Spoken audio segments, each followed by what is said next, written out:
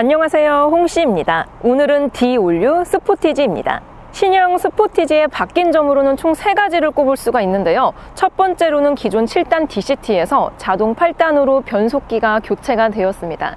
두 번째로는 전용 내외장 디자인이 있고요. 세 번째로는 최신 ADAS 및 편의 옵션이 있습니다.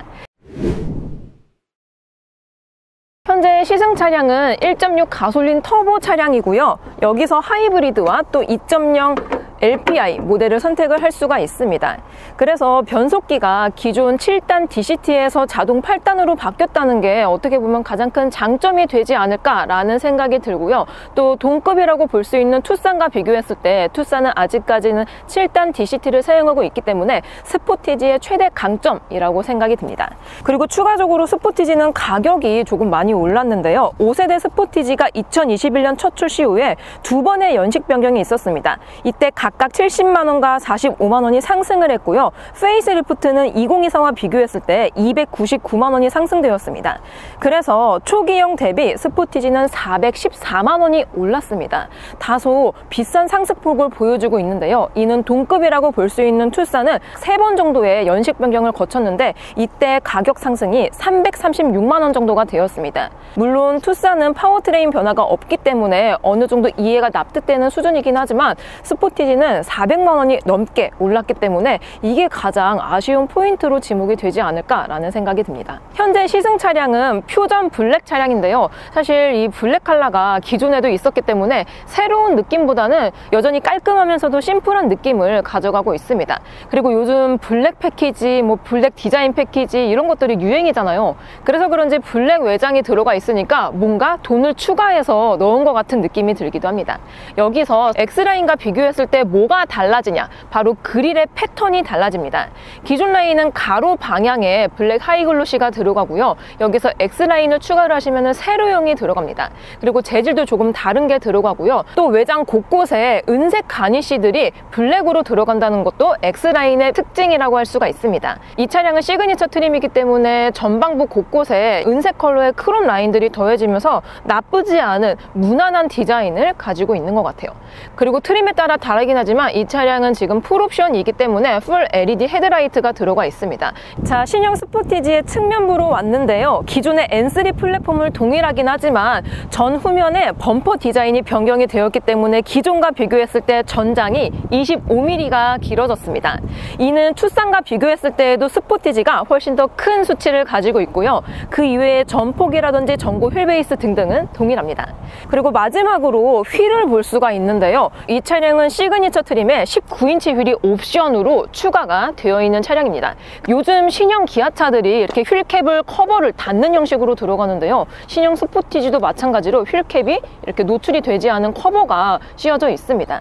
그리고 안쪽에는 캘리퍼가 거의 보이지 않는, 어떻게 보면 하이브리드에 조금 더 잘 어울릴 것 같은 공력 휠다운 그런 디자인이 적용이 되어 있고요. 타이어는 235에 55 타이어가 들어갑니다.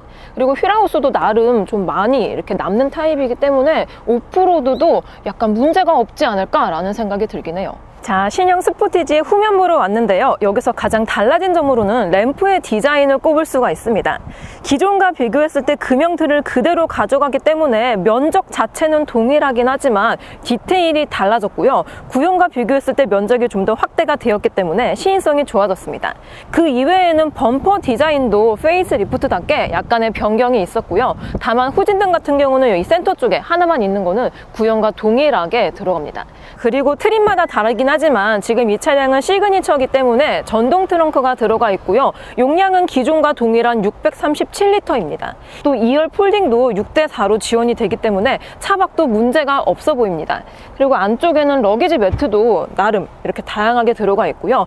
또 2025년형부터는 실내 소화기가 5인승에도 의무적으로 들어가기 때문에 자동차 소화기가 들어갔다는 것도 신형의 달라진 점이라고 볼 수 있을 것 같습니다. 자, 드디어 신형 스포티지 실내로 탑승을 했습니다. 현재 시승 차량은 블랙 컬러가 들어가 있고요. 신형 스포티지의 실내 컬러는 총 블랙, 브라운, 네이비 이렇게 총 3가지 중에 하나를 고를 수가 있고요. 역시 블랙은 심플 is the best인 만큼 무난하면서도 깔끔한 모습을 보여주고 있습니다. 여기서 이 차량은 시그니처에 프리미엄이 들어가 있어서 여기 보시면은 알칸타라 같은 스웨이드가 적용이 되어 있는데요. 이거는 물론 옵션으로 운영이 되기 때문에 선택을 안 하시면은 일반 가죽이 들어갑니다. 그리고 뭐 퀼팅 파이핑이라든지 최고 트림답게 나름 고급스러운 포지션을 가지고 있긴 하지만 이게 천연 가죽이 아니고 인조 가죽입니다. 반면에 동급이라고 볼 수 있는 투싼 같은 경우는 천연 가죽이 적용이 되거든요. 요거는 좀 아쉽다라는 느낌이 듭니다. 그리고 실제로 만졌을 때에도 인조 가죽 특유의 좀 메마른 촉감이 고급스럽다기보다는 대중적인 느낌에 가까운 것 같아요. 암레스트 크기도 기존과 비교했을 때 거의 동일한 면적을 가져가고 있고요. 안쪽에 12V 충전 단자도 포함을 하고 있습니다. 또 추가적으로 지문인식 버튼 이것도 같이 들어가 있기 때문에 자동차 키를 따로 들고 다니지 않더라도 시동을 걸 수 있다는 것도 신형의 장점이라고 느껴집니다. 그리고 지금 이 차량은 우드 그레인 가니쉬가 적용이 되어 있는데 실제 우드는 아니고 좀 약간 시트지 같은 그런 게 붙여 있긴 하지만 나름 고급스러운 느낌이 드는 것 같습니다. 그리고 안쪽에는 무선 충전 단자와 함께 가변식 충전 포트, C타입을 포함한 충전 포트도 같이 들어가 있고요. 만약에 쓰지 않았을 경우에는 커버를 닫을 수도 있습니다. 그 이외에 공조 시스템은 기존과 동일하게 들어가 있고요. 에어벤트도 약간 좀 더 슬림해진 것을 제외하면은 크게 달라진 점은 없습니다. 자, 그리고 시그니처 트림 기준으로 이렇게 파노라마 썬루프와 함께 디지털 클러스터가 들어가 있습니다. 그리고 빌트인 캠 패키지가 들어가면은 이렇게 증강현실 내비를 가져갈 수가 있는데요. 또한 이 우측에는 360도 어라운드 뷰도 지원을 하기 때문에 좁은 골목길에서 좀 유용하게 사용할 수 있는 기능인 것 같습니다. 이외에도 다양한 이런 뭐 시계라든지 이런 것들을 세팅을 할 수가 있고요. 만약에 나는 이 증강현실이 머리가 아프다 하시는 분들은 2D 내비로 사용을 하셔도 돼요. 그리고 신형답게 CCNC가 적용이 되어 있어서 그래픽이라든지 매뉴얼 등등이 기존 스포티지와 비교했을 때 좀 더 기능들이 많아졌고요. 클러스터 테마도 총 2가지 중에 하나를 고를 수가 있는데 기본 타입 같은 경우는 그냥 RPM 게이지와 속도 게이지가 바늘 형태로 들어오는 타입이고요. 여기서 심플 버튼을 누르면은 신형 기아차에 들어가는 디자인이 이렇게 들어옵니다. 근데 저는 이런 디지털 숫자보다는 아날로그 타입이 좀 더 눈에 잘 들어오는 것 같더라고요. 그리고 이 안쪽에 반짝반짝하는 이 패널 보이시죠? 이 패널이 운전자를 인식해서 좀 부주의하게 운전을 했을 경우에는 경고라든지 진동으로 알려주는 기능이 들어가 있습니다. 그리고 스티어링 휠 디자인은 최신 기아차에 들어가는 디자인이 그대로 적용이 되어 있고요. 또 이 차량은 또 블랙 컬러이기 때문에 뭔가 깔맞춤이 되어 있어서 그런지 그냥 심플합니다. 심플해요. 그래서 좌측에는 에이다스를 위한 버튼들이 들어가 있고요. 그리고 우측에는 미디어를 위한 버튼들 깔끔하게 들어가 있고요. 드라이브 모드 버튼은 좌측에 있습니다. 그래서 운전을 하면서 바로 이렇게 클릭을 할 수가 있고요. 드라이브 모드는 총, 에코, 노멀, 스포츠, 마이 드라이브 또 이렇게 바꿨을 때 디지털 클러스터 디자인이 변경이 되면서 이런 것들도 나름 화려하게 느껴지는 것 같아요. 그리고 신형은 앰비언트 라이트의 범위도 상당히 확대가 되었습니다. 지금 낮이라서 잘 안 보이실 수도 있는데 이렇게 센터 쪽에 안쪽까지 끝까지 들어오는 형식이고요. 또한 이 다이얼 기어 레버와 함께 센터 쪽에도 이렇게 라이트가 별도로 들어오고 있습니다. 색깔은 굉장히 다양하게 조절을 할 수가 있고요. 이렇게 RGB 컬러를 통해서 좀 더 디테일하게 세팅을 할 수가 있다는 것도 좋은 것 같아요. 그 이외에 도어 트림도 무난하게 디자인이 들어가 있고요. 다만 소재나 재질을 봤을 때 나름 플라스틱의 빈도를 줄이려고 노력을 한 게 보이지만 이렇게 우레탄 폼이라든지 또 이 안쪽에도 가죽 같아 보이지만 플라스틱이거든요. 아직까지는 플라스틱의 범위가 좀 많은 듯 합니다. 그리고 시승 차량은 지금 파노라마 썬루프가 적용이 되어 있어서 개방감이 상당히 좋습니다. 상당히 좋아요. 그리고 프리미엄 옵션을 선택하면은 시트 안쪽에 스웨이드가 들어가는데 이게 헤드레스트에도 연동이 됩니다. 그러니까 이쪽은 아쉽게도 그냥 인조 가죽이 들어가지만 사이드 쪽에 안쪽에 들어가 있는 재질과 동일한 스웨이드가 들어가 있어서 나름 또 디테일을 신경을 많이 쓴 것 같아요. 자, 신형 스포티지 2열에 탑승을 했습니다. 휠베이스와 플랫폼은 동일하기 때문에 실내 공간은 기존과 비교했을 때 동일하게 느껴지고 있고요. 다만 2열의 리클라이닝 각도가 뭔가 좀 더 진행이 되고 있다라는 느낌이 듭니다. 지금 제가 앉아있는 이 시트를 제일 눕혀둔 상태이고요. 이랬을 때 그냥 진짜 누워서 간다? 뭔가 리클라이닝이 최대치로 된 것 같다라는 느낌이 있고요. 여기서 조금 더 올리면은 이런 식으로 너무 많이 올라오네요. 그래서 취향에 맞춰서 이렇게 리클라이닝을 조절을 하시면 될 것 같고요. 다만 이게 전동식이 아니기 때문에 이렇게 급하게 했을 경우에는 이런 식으로 좀 빠르게 전개가 되기 때문에 이거 주의하시면 좋을 것 같고요. 여기 시트백 포켓을 보시면은 이렇게 지퍼가 달려 있습니다. 그래서 좀 귀중품 이런 것들은 이 지퍼 안쪽에 보관하면 좋을 것 같고요. 추가적으로 옷걸이와 함께 이렇게 LED 라이트도 같이 포함이 되어 있습니다. 자, 그럼 시승을 나가볼게요. 고! 짠! 저는 신형 스포티지를 타고 주행 중입니다. 현재 제가 시승 중인 차량은 1.6 가솔린 터보 차량이고요. 또 트림은 시그니처 트림입니다. 참고로 휠은 19인치 휠이 달려 있고요. 일단 첫 주행 감각은 기존의 스포티지가 가지고 있었던 노멀하면서 포멀한 그런 주행 감각을 신형도 그대로 가지고 있습니다. 그리고 방금까지는 약간 뭔가 신차인데도 불구하고 시끄럽게 느껴지지 않았나 라는 생각이 들었는데, 이게 노면 상태에 따라서 로드 노이즈가 좀 편차가 큰 편입니다. 지금 크랙이 계속 있는 도로를 가고 있는데요.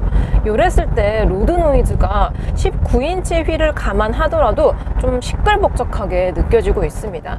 추가적으로 신형 스포티지는 구형과 비교했을 때 전륜 스트럿에 두 방향의 댐퍼를 장착해서 승차감과 NVH를 챙겼다고 하고요. 또한 B필러라든지 아니면 사이드 이런 가니쉬에 흡차음재 면적이 증가가 되었고, 도어 트림 같은 경우도 기존에 흡차음재가 있긴 했는데 여기서 좀 밀도가 높은 재질이 바뀌었다고 해요. 그래서 그런지 윈드 노이즈는 기존 스포티지와 비교했을 때 좀 더 잘 막아주고 있다라는 느낌이 듭니다. 오늘 바람이 상당히 많이 부는 날이거든요. 그래서 밖에서 촬영을 했을 때 좀 추웠었는데 실내로 오니까 생각보다는 이 윈드 노이즈, 바람 소리가 크게 들리진 않습니다. 다만 로드 노이즈가 이렇게 노면 상태에 따라서 좀 편차가 크다는 거는 아쉬운 느낌인 것 같아요. 자, 현재 시속 80km 정도로 주행 중이고요. 요랬을 때 데시벨을 측정해보면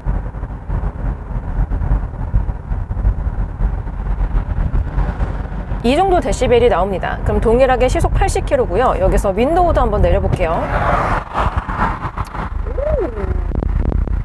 자, 이제 윈도우도 닫아보겠습니다. 바람 많이 불죠, 오늘. 자, 이 정도 차폐감을 형성하고 있습니다. 물론 이게 준준형이고 세그먼트로 따졌을 때 C 세그먼트에 해당하기 때문에 중형이라든지 준대형에 준하는 NVH를 가지고 있진 않습니다. 그냥 준준형 같긴 해요. 근데 다만 동급이라든지 아니면 구형과 비교했을 때 윈드 노이즈는 확실히 조금 더 조용해졌다라는 느낌이 드는 것 같아요. 여기서 기본 트림 같은 경우는 17인치가 적용이 되고요. 시그니처 트림 기준으로 봤을 때에도 휠이 원래는 18인치가 적용이 되거든요. 근데 지금 시승차는 옵션을 추가를 해서 19인치가 들어간 거기 때문에 드레스업 효과를 정말 원하시는 분이 아니라면은 인치업은 안 하시는 게 승차감이라든지 아니면 로드 노이즈를 좀 더 막아줄 수 있는 방법이지 않을까라는 생각이 듭니다. 자, 그리고 이번에는 승차감입니다. 다시 또 노면이 살짝 안 좋은 도로를 가고 있는데요. 현재 지금 시승 차량 같은 경우는 타이어 공기압이 다소 높게 세팅이 되어 있습니다. 그래서 클러스터 상으로는 전류는 40psi, 후륜은 39psi로 맞춰져 있는데요. 방금처럼 다리 이음새 부분을 넘었을 때에는 공기압도 좀 높은 편에 속하고 또 휠도 19인치에 타이어 편평비도 좁은 편에 속해서 그런지 좀 동동 튀는 느낌이 듭니다. 대다수의 작은 세그먼트에서 가지고 있는 SUV에서 느낄 수 있는 승차감이 신형 스포티지에서 느껴지고 있는데요. 요거는 휠 인치라든지 아니면 타이어 공기압만 조금 조절을 해주더라도 많이 커버가 가능한 수준이지 않을까라는 생각이 듭니다. 지금처럼 다리 이음새를 지나쳤을 때 충격 자체가 구형과 비교했을 때 그레이트하게 많이 업그레이드 되었다라는 느낌이 들진 않아요. 다만 한번 쿵 넘고 났을 때, 특히 둔턱이나 방직턱처럼 고저차가 높은 구간을 지나갔을 때에는 구형과 비교했을 때 잔여 진동은 좀 더 잘 막아주고 있다라는 느낌이 듭니다. 그리고 투싼하고 비교했을 때의 승차감은 거의 비슷하게 느껴지고 있는 것 같아요. 자, 이번에는 가속감입니다. 신형 스포티지 1.6 터보 기준으로 드라이브 모드는 에코, 노멀, 스포츠, 마이 드라이브 총 4가지가 있고요. 여태까지는 연료 효율을 위해서 연비가 좀 안 나오더라고요. 그래서 에코 모드로 달렸다가 현재 스포츠 모드로 바꿔둔 상태입니다. 스포츠 모드로 바꾸니까 디지털 클러스터가 레드 컬러로 바뀌면서 좀 더 다이내믹하게 변경이 되었어요. 자, 그럼 여기서 속도를 조금 줄였다가 엑셀을 밟아보도록 해보겠습니다. 자, 그럼 저속에서 고속으로 풀악셀! 초반에 약간의 터보력이 있는 것 같은데 방금 6000rpm에서 변속이 되었습니다. 쭉 치고 나가주면서 이 1.6 터보 엔진이 열의를 해주고 있어요. 오, 지금 이 속도에서 몇 단인지 한번 볼게요. 4단을 사용해주고 있습니다. 지금 거의 초고속 영역에 진입을 했는데 이 정도인데도 불구하고 4단을 써준다면은 신형 스포티지는 생각보다 고속 한계치가 넓게 잡혀 있는 것 같습니다. 그리고 이 고 RPM을 적극적으로 사용을 해주고 있어서 그런지 좀 화끈하게 가속이 되는 타입인 것 같아요.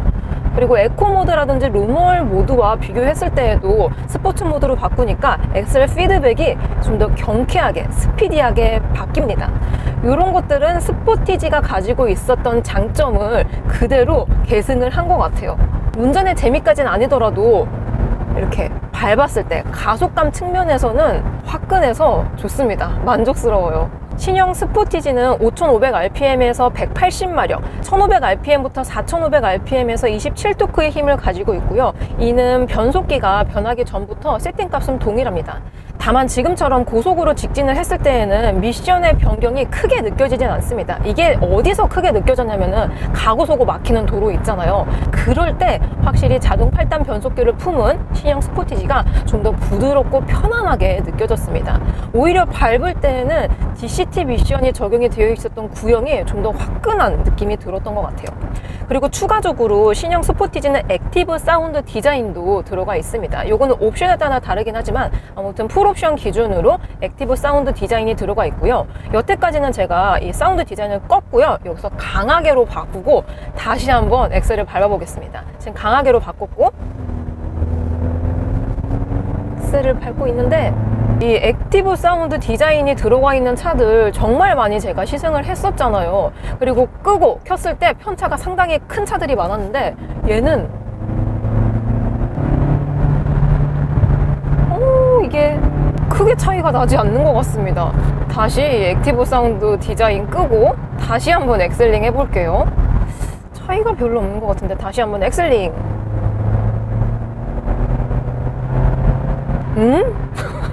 지금 액티브 사운드 디자인 껐거든요? 근데 키고 켰을 때 거의 운전자가 느낄 새가 없습니다. 그냥 차이가 없어요. 이거 왜 넣는지 모르겠네요. 심지어 끄기 약하게, 보통 강하게 이렇게 4단계로 조절이 가능한데 강하게 해도 이 사운드를 느낄 수가 없습니다. 제 귀가 이상한 걸까요? 여러분들이 한번 판단을 내려주세요. 자, 현재 유턴 구간에 진입을 했습니다. 늘 제가 가던 구간이죠. 여기서 한 번의 유턴이 가능한지 한번 돌려보도록 해볼게요. 그리고 드라이브 모드를 바꾸면은 엔진 세팅이나 서스펜션 외에도 스티어링 휠도 약간 감각이 달라진다고 하거든요. 스포츠 모드로 세팅을 해놨습니다. 이게 구형과 비교했을 때 전장, 그러니까 길이가 한 25mm 정도가 늘어나긴 했거든요. 그 외에 뭐 전폭이라든지 휠베이스라든지 이런 것들은 동일하긴 하지만 사람으로 치자면 키가 좀 커진 거니까 좀 달라질 수도 있겠다 싶습니다. 자, 그럼 돌아볼게요. 한 번에 가능한 것인지, 한 번에 가능한 건가요? 오! 근데 약간 좀 타이트하게 한 번에 유턴이 진행이 되었습니다.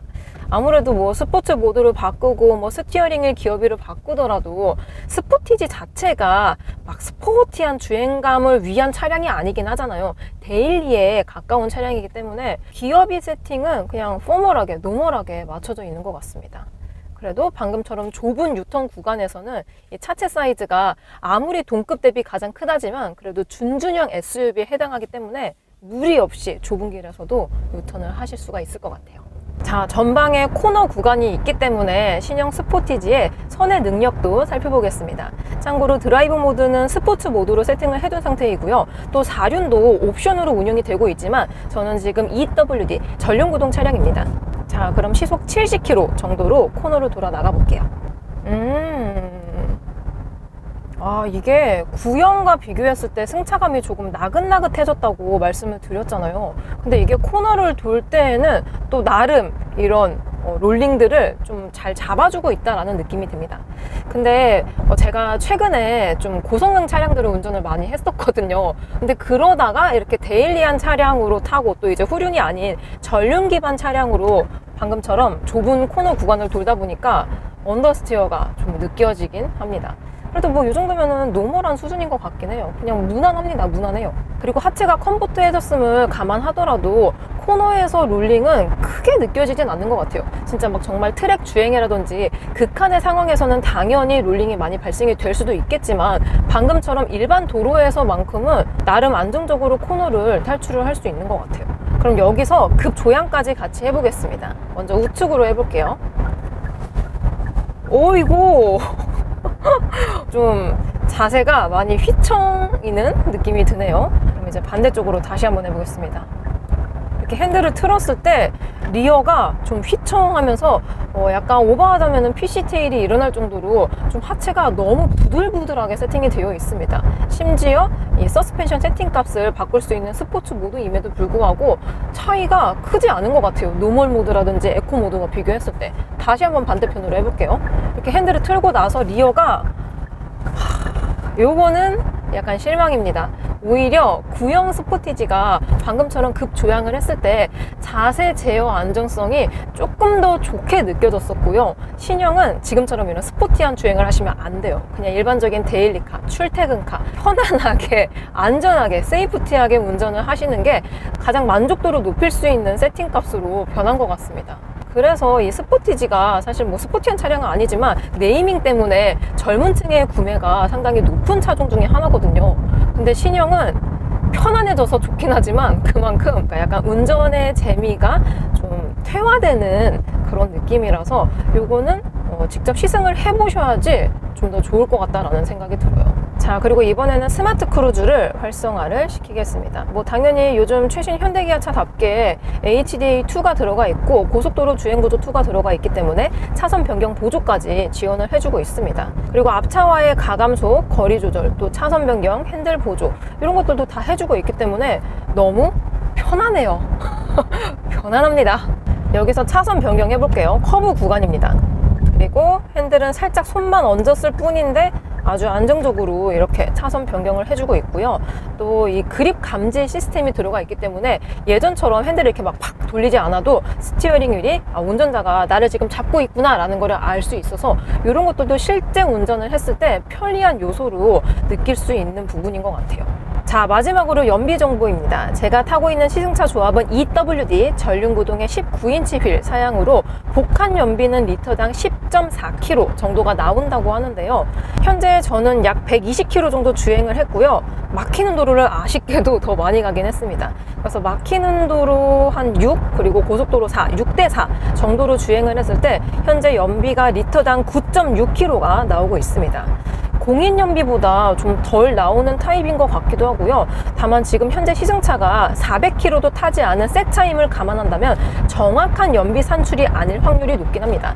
이 정도가 나온다는 거를 아시면 좋을 것 같고요. 그리고 연비가 지금 한 자릿수잖아요. 어쨌든 간에 이게 미션이 바뀌어서 좀 덜 나오는 것 같기도 합니다. 그래서 그런지 많은 분들이 하이브리드 파워트레인을 선택을 많이 하시는 것 같습니다. 추후에 제가 이 스포티지 하이브리드도 시승을 할 예정이기 때문에 꼭 봐주세요. 자, 이번에는 스포티지 2열에 앉았습니다. 승차감 위주로 자세히 느껴볼게요. 현재 시승 차량은 인치업이 되어 있는 19인치 휠이 장착이 되어 있고요. 참고로 리어 같은 경우는 서스펜션 방식이 독립현가 방식인 멀티링크 서스펜션이 탑재가 되어 있습니다. 그리고 보도블록 구간을 현재 진행하고 있는데요. 이랬을 때 좀 고주차가 높은 구간에서는 어쩔 수 없이 좀 승차감이 살짝은 와일드하게 느껴집니다. 근데 다만 방금처럼 약간 고주차가 있는 구간을 넘었을 때 흔들림이 구형과 비교했을 때 좀 더 잡아준다는 느낌이 있는데요. 또 전방에는 좀 덜컥거리는 구간이 있습니다. 여기 넘어볼게요. 이랬을 때 솔직히 말하면 승차감은 스포티지는 2열보다는 1열이 조금 더 편안하게 느껴집니다. 그렇다고 1열과 2열의 승차감이 엄청나게 크게 차이가 나진 않지만 대부분의 모든 세그먼트의 차량들은 대형을 제외하면 거의 1열이 승차감이 편하기 때문에 스포티지도 거의 비슷하게 느껴지고 있는 것 같아요. 다만 이게 휠이 19인치가 달려있다 보니까 타이어 편평비가 좁아져서 거기서 오는 진동이라든지 덜컹거림이 좀 있는 것 같아요. 그래서 이렇게 와일드한 구간을 넘었을 때 뒤에서는 덜컥하고 좀 신경질적으로 반응을 해주고 있는 것 같습니다. 전반적으로 C 세그먼트 치고는 무난한 하체 감각을 가지고 있는 것 같아요. 그럼 전방에 포트홀 구간이 있기 때문에 우측 바퀴로 넘어보겠습니다. 오, 이게 포트홀 구간을 다이렉트로 넘으니까 좀 충격이 탑승객에게 크게 전해주고 있습니다. 이게 구형과 비교했을 때 승차감 차이가 크게 달라지진 않는데요. 신형은 오히려 투싼처럼 패밀리카에 가까운 하체 감각으로 변신이 되었습니다. 그래서 잘 포장이 되어 있는 노면에서는 신형이 확실히 승차감이 더 나긋나긋하거든요. 근데 지금처럼 고도차가 높은 구간이라든지 아니면 노면 상태가 안 좋은 구간에서는 엄청나게 편안하다라고는 말을 못할 것 같습니다. 자, 이렇게 신형 스포티지 1.6 가솔린 터보를 시승해 보았습니다. 무엇보다 파워트레인이 변경이 되었기 때문에 주행 질감의 변화가 유의미하게 느껴졌고요. 또한 흡차음재 면적 확대 등등으로 정숙도도 좋아졌습니다. 사실 이 급에서는 스포티지가 정답인 것 같아요. 하지만 좋아진 만큼 비싸졌습니다. 아무리 인플레이션을 감안하더라도 300만 원이나 올랐다는 거는 가격 진입 장벽이 높아졌기 때문에 부담스럽게 느껴질 수밖에 없을 것 같습니다. 저는 그럼 다음 영상으로 찾아뵙겠습니다. 오늘도 저의 영상이 재밌고 도움이 많이 되셨다면 좋아요와 구독 그리고 알림 설정까지. 다음 시간에 또 뵐게요. 안녕. 빵!